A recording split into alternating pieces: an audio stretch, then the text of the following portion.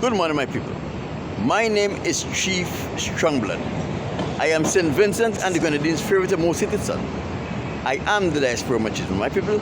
It was another beautiful day for a protest, and I enjoyed every moment of my protest. Let me first remind you, the founder of my sign says, I don't want the white man's money, the white man's woman, the white man's friendship, and or the white man's fame. And the reverse of my sign says, white man, why have you re-enslaved the African American, the Latinos, etc.? It was another beautiful day for protest. There's nothing particularly interesting that I should bring to your attention as it pertains to my protest. And as you know, when I have finished protesting, it is always my pleasure and delight to bring to you something from the word of the Most High God. My people, we are still in the book of Revelation. And this morning we were supposed to go on to Revelation chapter 6.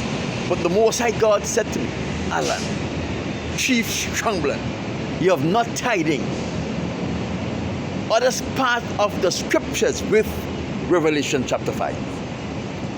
And he said, if you are to be teaching the people, then you ought to make sure you show them how things fit together. So that is what I'm going to do here. We know the story as it occurred in Revelation chapter 5. In Revelation chapter 5, John saw the one that liveth forever and ever, the Most High God, the Ancient of Days, sitting on his throne with a book in his right hand. That book had writing on its front and its back, and it had 7 seals upon it. And there was a mighty angel that made a proclamation that says, who is worthy to take the book from the hands of him that sits upon the throne, and to remove the seals thereof, and to look upon it? And there was no one that was found. There was no one in the heavens. There was no one on the earth. And there was no one under the earth who was worthy to take the book from the hands of the Most High God, to open it, to remove the seals, and to open it, and to read what is written upon those pages. Although John the Revelator did not know what was written upon the book and the importance of that book, he sensed from the declaration of this mighty angel that this book was a very important book, and it was critical that someone was found to remove the book from the hands of the Most High God and to look upon the pages of this book. So he began to cry.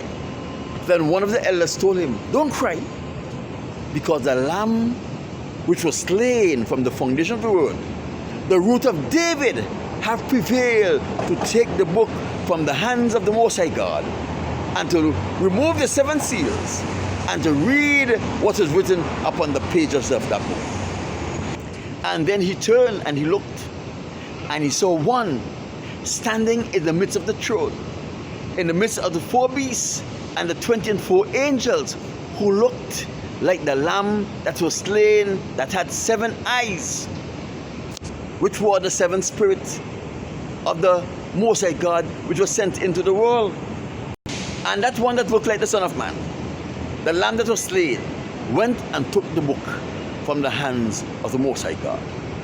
So how am I supposed to tie this in to things that has happened in the Bible or in the scriptures before that has not been tied in to this passage of scripture? In Revelation chapter 4, John saw in his vision, when he was invited into the throne room of the Most High God, what did he see? He see a throne was set in heaven, and one who sat on the throne was so beautiful that he could not describe him. He saw 4 beasts. He saw 7 lamps burning, which were the 7 spirits of the Most High God, which was sent into the world. He saw 24 thrones and 24 elders dressed in white with crowns upon their heads was sitting on those 24 thrones. If you remember closely, after the Son of Man was resurrected from the dead, he told those people who were around him, don't touch him, because he have not yet ascended to his Father. But he will be back.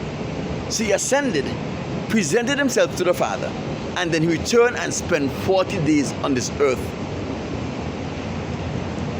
When the 40 days had expired, as is recorded in Acts chapter 1 verse 9, it says, "And when he had spoken these things, while behold, he was taken up, and a cloud received him out of their sight."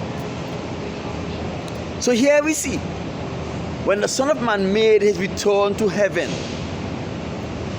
to prepare a place for us, he was taken up by a cloud. Now, we have to tie this in with Daniel chapter 7, verse 9, 11, and 13. In Daniel chapter 7, verse 9 to 11 says, "And I beheld, till the throne were cast down, and the angel of days did sat, whose garment was as white as snow. His hair of his head were like pure wool. His throne was like a fiery flame, and his wheels as burning fire. A fiery stream issued and came forth from before him. Thousands of thousands ministered unto him, and 10,000 times 10,000 stood before him. The judgment was set, and the book were opened." Let us go down to verse 13. And then this is Daniel speaking. "And I saw in the night vision, and I behold, one like the Son of Man came with the clouds of heaven, and he came to the Ancient of Days, and they brought him near before him."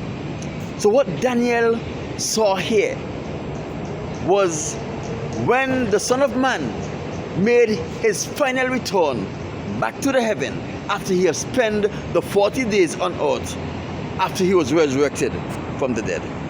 Remember, the last time the disciples saw the Son of Man was when he was taken up by a cloud out of their sight. And the next time he was seen by Daniel, even before this thing happened.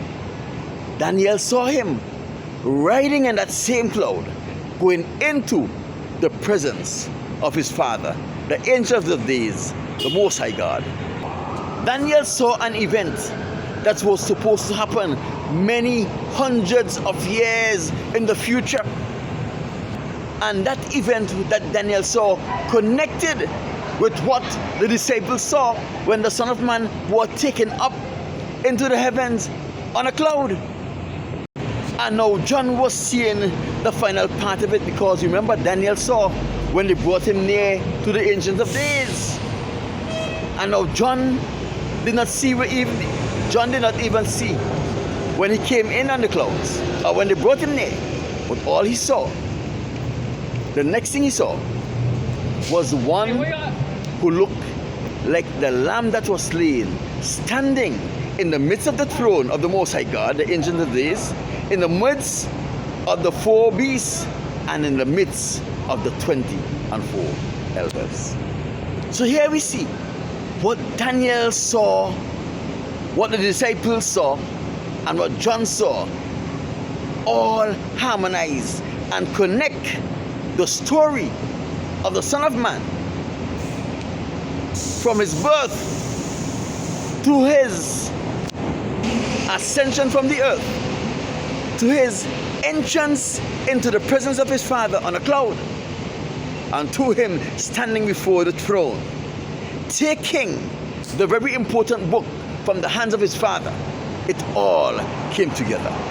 You see, the scriptures is not fragmented, but it is a cohesive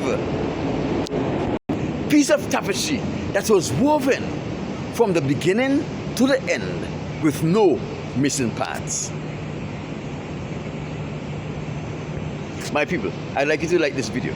share this video, leave a comment and let me know what is your thoughts on this topic, and subscribe to the page or the channel wherever you are watching this. My name is Chief Strongblood. I am St. Vincent the Grenadines' favorite and most hated son. I am the diaspora machismo.